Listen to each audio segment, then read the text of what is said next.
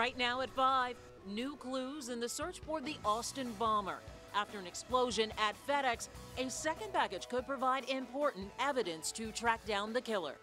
And who would terrorize a city with explosives? We talked to a former FBI agent about the profile now being built. Plus the big change that could spell the end for cable companies. The news starts now.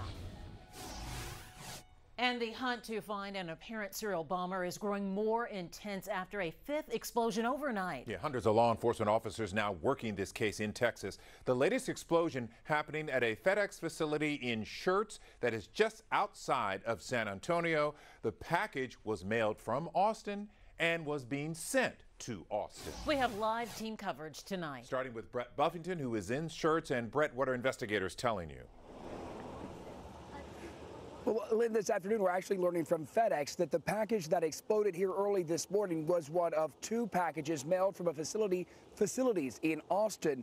And the package here, one of two mailed, now believed by the same person. The FBI isn't telling us very much about this bomb, but here is what we've been able to find out. This happened just after 12 o'clock this morning. The bomb was in a box on a conveyor belt, an automated part of the FedEx sorting process when it exploded. The blast did injure one employee. That worker is being treated for a concussion. In those early hours this morning, 75 people were at work inside this facility. They were questioned by just a few of the now several hundred federal agents who are now working this case here in Central Texas. As you said, this is the fifth explosion police believe now linked to a series of bombs that have killed two people and injured five others. Now this afternoon, two major cities here in Texas are on edge.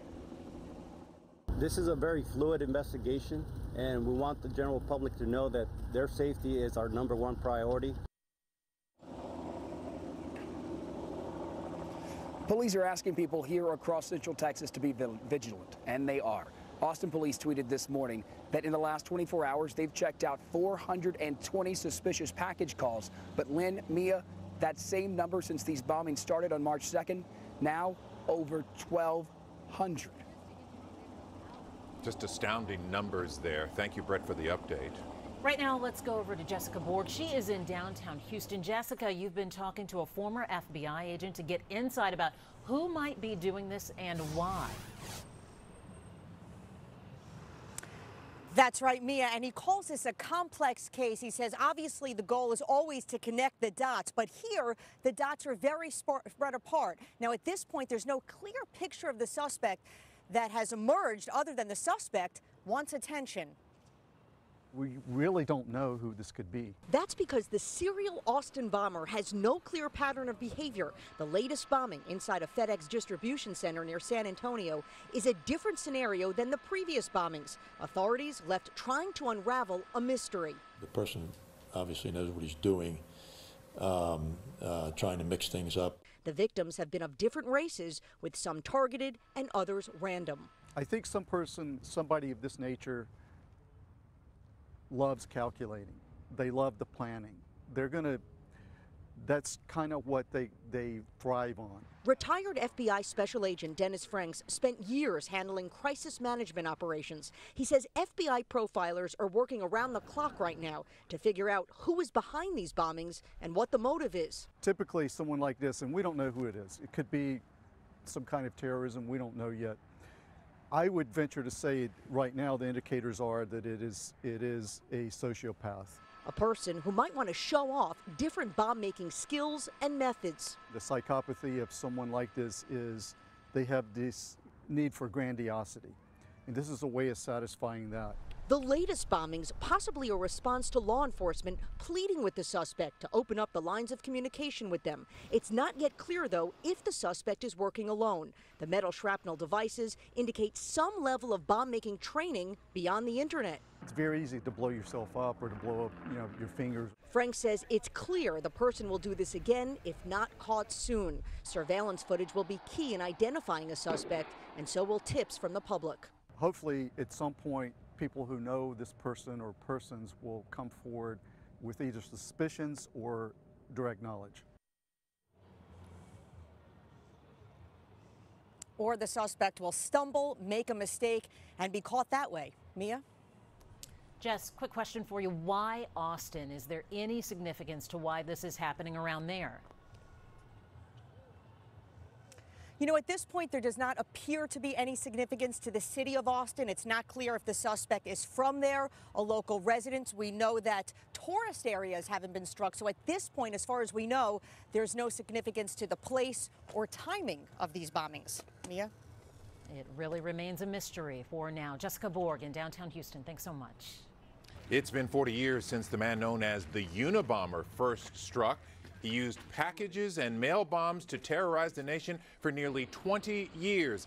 And clues from his case may mirror what investigators in Austin are currently looking at. Jason Miles joins us now. Jason, you've been taking a look back at the Unabomber's case. Yeah, a long look. It goes back a ways, right? 40 years by now. Fewer people may recognize the name Ted Kaczynski, but everyone knows his infamous nickname, the Unabomber. And who could forget that artist rendering we saw so many times, him in a hoodie from back in the day, that rendering there. The Unabomber's spree lasting from 1978 all the way to 1995.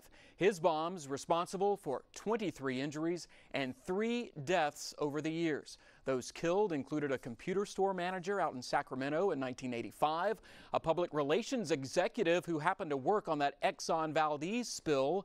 He was killed in New Jersey 9 years later, and back in California, Sacramento in 1995, a bomb meant for his boss killed a timber company lobbyist. A tip from his own brother helped lead to Kaczynski's arrest in 1996.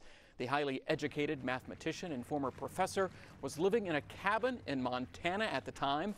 Kaczynski's bombs were either mailed or hand-delivered to his targets. Many of them included false clues in order to disrupt investigators. A retired FBI agent telling me that the Unabomber shares some traits with other folks. Here's what his brother had to say about turning Kaczynski in.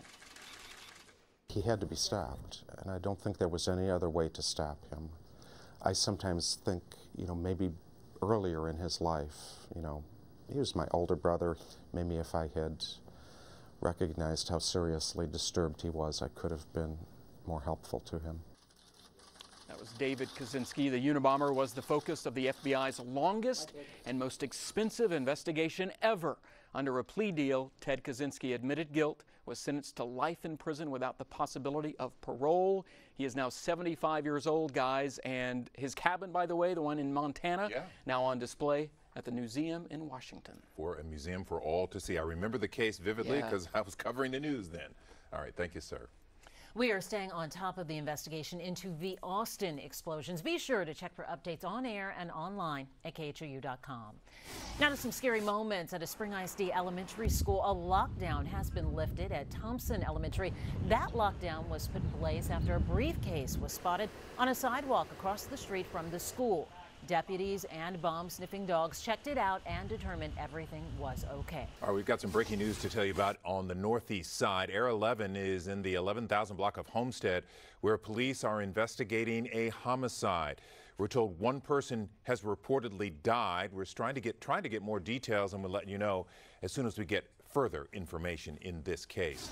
Key witnesses took the stand today in the trial of Leon Jacob, the former doctor accused of hiring a hitman to kill his ex-girlfriend. Stephanie Whitfield has been in the courtroom today, and she's here to break down what happened there. Stephanie? Len, the jury was just released after hearing hours of testimony today. Now, what both sides agree on is how all this started. Leon Jacob was arrested early last year for assaulting and stalking his ex-girlfriend. Now, what they disagree on is how far he was willing to go to stop her from testifying. The purpose of the meeting is going to be very clear from the get-go. The trial of Leon Jacob centers around recordings of 12 phone calls and 2 in-person meetings. Recordings prosecutors say prove Jacob wanted his ex-girlfriend killed and he was willing to pay for it.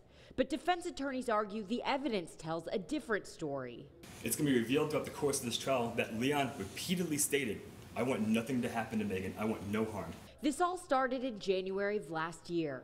Investigators say Jacob was charged with assaulting and stalking his ex, and he didn't want her to testify. That's why he allegedly contacted a man who goes by Zach to kidnap her and convince her to keep quiet. And if it doesn't work, he actually wanted me to make her disappear. Prosecutors claim Jacob paid thousands of dollars and 2 Cartier watches for the job to be done. They say police got wind of Jacob's alleged plan after a bizarre encounter with Houston City Councilman Michael KHOU. KHOU is also a bail bondsman who bailed Jacob out of jail for his stalking charge. To be honest with you, I felt like I was talking to the devil himself when he was talking to me. He was so aggressive. He said, "She can't testify against me. I want her taken back to Pittsburgh." But the defense says that's all Jacob wanted. His ex out of Houston. He believes that because he doesn't use certain words, he's not responsible. But he says, just get it done and you'll get your payment. Trial will pick back up tomorrow morning at 9:30 in the morning. The first witness the jury will hear from is that ex-girlfriend, the target of the alleged murder-for-hire plot, Len. That should be very interesting in court tomorrow. Stephanie, thank you. Coming up, another frightening ordeal at a high school. A student opens fire in Maryland, how a school officer took action, and what police are saying about this incident. Plus, a lot has changed in the past 10 years, especially when it comes to what we're watching and how we're watching it. New trends in your viewing habits. Also find out which local restaurant stepped up to deliver one Houstonian her dream meal. First day of spring has been on fleek. Here's what I'm tracking. Gorgeous evening. You knew that, but you will want to grab a jacket. And tomorrow morning it will be chilly. I'll show you what to expect for lows tomorrow and then that allergy update. I'll see you after the break.